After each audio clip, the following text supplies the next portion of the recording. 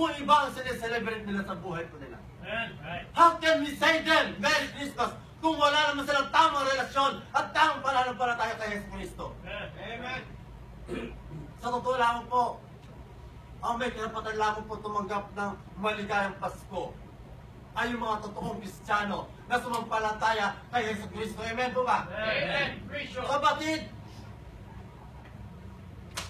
sa panahon po natin ngayon, napakarami po mga tao na mali po ang pagse-celebrate nila ng Christmas. Especially po dito sa lugar lamang po ng Paris. Ano ho?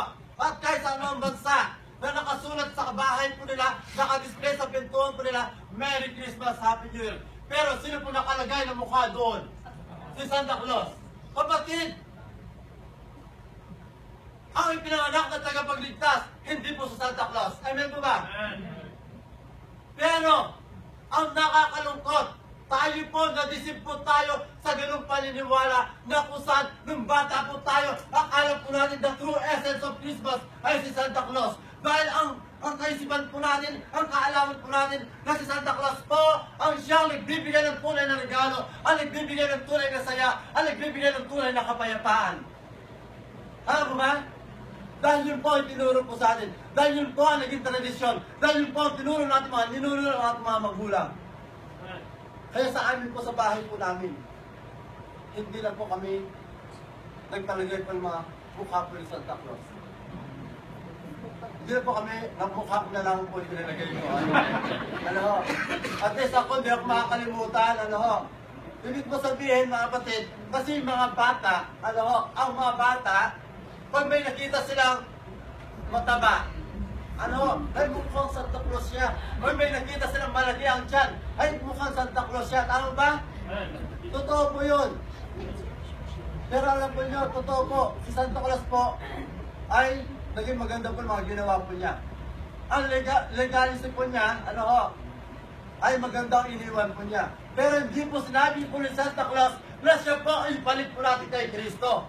Dahil wala pong ibang makakapalit doon sa pinanganak na si Yesu Cristo.